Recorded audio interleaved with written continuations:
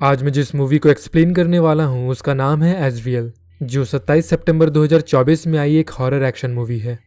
ये movie Bible के according बनाई गई है, तो आप इसमें दिखाई गई घटनाओं को दूसरी चीज़ों से कंपेयर ना करें।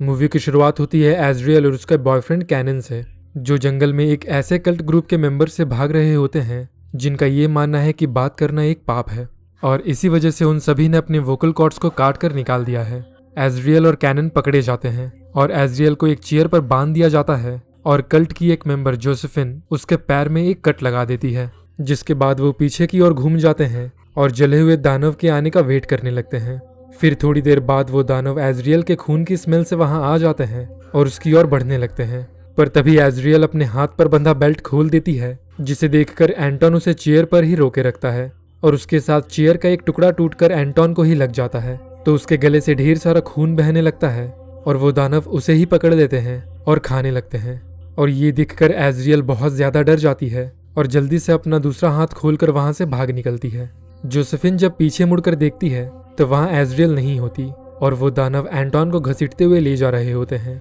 एजरियल भागते हुए एक नदी किनारे आ जाती है और अपने पैर पर कुछ जड़ी बूटी लगाकर उसमें कपड़ा बांध देती है, पर वहां भी एक दानव उसके खून की स्मेल से वहां आ जाता है, तो एजरियल अपने पैर को जोर से पकड़े रहती है ताकि उससे खून की स्मेल आना बंद हो जाए। और जब ऐसा होता है तो वो दानव वहां से चला जाता है। एजरियल जंगल के रास्ते ही आगे बढ़ने लगती है और थोड़ी दूर आकर उसे कार के टायर्स के निशान दिखते हैं और उन्हें फॉलो करने पर उसे उन कल्ट मेंबर्स का ठिकाना मिल जाता है। तो एजरियल सोचने लगती है कि उन्होंने कैनन को यहीं रखा होगा। उन्होंने इस पूरे एरिया को कांटों वाली झाड़ियों से घेरा हुआ होता है, तो एजरियल लकड़ियां हटाकर किसी तरह नीचे से बिना आवाज किए अंदर आ जाती है, जहां उसे ट्रैप के पास एक हैंडबैंड मिलता है जो उसने कैनन को दिया था। तभी वहां जोसेफिन और बाकी लोग भी आ जाते हैं, तो एजरियल उसे देखकर दूर एक टेंट के पीछे छिप जाती है, पर जोसेफिन उसी टेंट में आती है क्योंकि यहाँ उसकी बूढ़ी माँ सोई हुई होती है। फिर जोसेफिन चर्च में आ जाती है जहाँ इस कल्ट के सारे मेंबर्स बैठे हुए थे, और वहाँ उनकी प्रेग्नेंट लीडर मिरियम भी होती है। मिरियम सभी को जाने का इशारा करती है, और जब जोसेफिन उसे इशारे में बताती है कि एजरियल उसकी पकड़ से भाग निकली, तो मरियम उसे एक जोर का थप्पड़ मारती है, जिसके बाद जोसेफिन वहां से चली जाती है और ये सारी चीजें एजरियल चर्च के नीचे छिपकर देख रही होती है। पर तभी जोसेफिन को उसकी आवाज आ जाती है और वो एजरियल को पकड़ लेती है, पर एजरियल किसी तरह खुद को छुड़ाकर वहां से भाग निकलती है, जिसके बाद जोसेफिन पूरे एरिया में बेल बजाकर सभी को अलर्ट कर देती है और आइजैक एजरियल को भागते हुए देख लेता है, पर वायर्स की वजह से वो उसे पकड़ नहीं पाता और एजरियल वहां से भाग निकलती है। थोड़ी देर बाद रात हो जाती है और एजरियल को भी उसके हाथ पर चोट लगी थी, जिसकी स्मेल से जले हुए दानव उसके पीछे पड़ जाते हैं और वो भागते हुए एक कच्चे सड़क तक आ जाती है जहां से एक कार गुजर रही होती है। वो एजरियल से पूछता है कि वो अचानक से जंगल के बीच कैसे आ गई और वो इतनी रात यहाँ कर क्या रही है, पर एजरियल इतनी ज्यादा डरी हुई होती है कि वो तुरंत कार के अंदर आ जाती है और उस आदमी को भी बैठने का इशारा करने लगती है। तो वो आदमी कार में आ जाता है और एजरियल को इतना डरा हुआ देखकर कहने लगता है कि रोड के एंड में ही उसका घर है, सो वहां उसे खाना मिल जाएगा और वो चाहे तो उसके घर पर आराम भी कर सकती है। वो आदमी जब उससे पूछता है कि वो जवाब क्यों नहीं दे रही, तो एजरियल उसे अपने गले में बने क्रॉस के निशान को दिखाती है कि उसके गले में वोकल कॉर्ड नहीं है और इसी वजह से वो कुछ बोल नहीं सकती। तभी अचानक सामने से सेवरिन उन पर गोली चलाने लगता है, जो सीधा आकर उस आदमी के सर पर लग जाती है और कार अनबैलेंस होकर सेवरिन को ही उड़ा देती है। एजरियल किसी तरह कार से बाहर आती है और सेवरिन उसे भी मारने की कोशिश करता है, पर एजरियल जल्दी से जाकर उसकी गन छीन लेती है और उसे ही मार डालती है। आगे एजरियल को थोड़ी दूरी पर आग जलता हुआ दिखाई देता है और वो जब देखने आती है तो वहां कैनन बुरी हालत में पड़ा हुआ था और उसके हाथ पर कील मारी हुई थी। एजरियल जब उसके पास जाने लगती है तो उसका पैर एक ट्रैप में पड़ जाता है और वो पेड़ से उल्टा लटक जाती है। ये दरअसल एजरियल को फंसाने के लिए लूथर का एक जाल होता है और वो इसमें कामयाब भी हो जाता है, जिसके बाद लूथर कैनन को बुरी तरह से मारने लगता है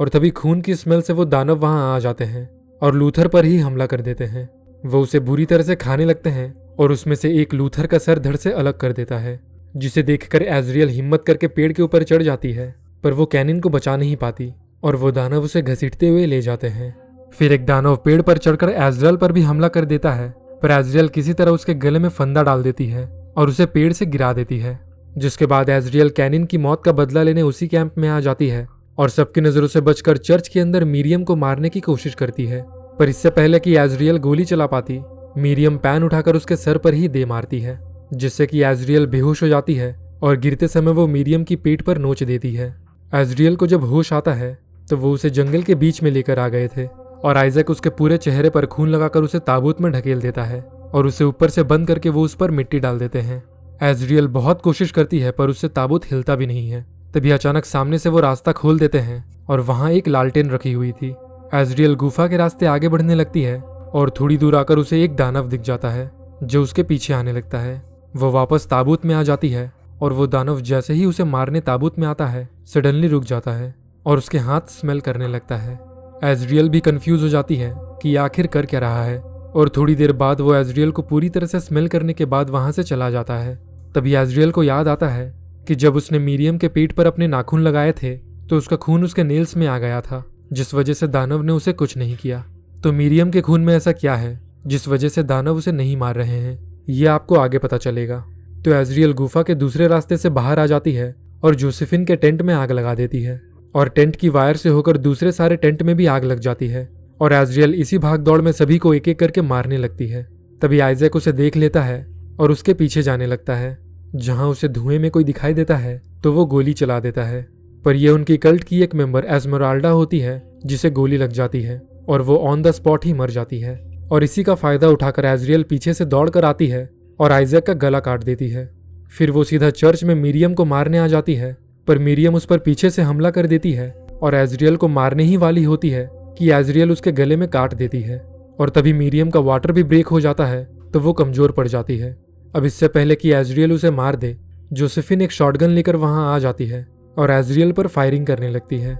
लेकिन एजरियल टेबल के नीचे छिप जाती है और जैसे ही जोसेफिन की नज़र मीरियम पर जाती है एजरियल उस पर हमला कर देती है और उसे मार डालती है। अब मीरियम एक बच्चे को जन्म देती है, पर वह बहुत ही अजीब तरह से रो रहा होता है, जिसे देखकर मीरियम खुद डर जाती है और खुद का ही गला काटकर सुसाइड कर लेती है। एजरियल जब उस बच्चे को अपने गोद में लेती है तो सारे दानव जंगल से निकलकर चर्च की ओर आने लगते हैं। वो बच्चा जब अपना हाथ निकालता है तो सारे दानव जोर से चिल्लाने लगते हैं और एजरियल जब बच्चे की ओर देखती है तो उसका चेहरा एक बकरे जैसा होता है और उसके सर पर बहुत सारी आंखें होती है। अगर आप अभी भी कंफ्यूज हो कि ये बच्चा ऐसा क्यों है, तो मैं आपको बता दूं कि ये खुद डेविल है, जिसे देखकर एजरियल स्माइल करने लगती है और ये मूवी यहीं खत्म हो जाती है।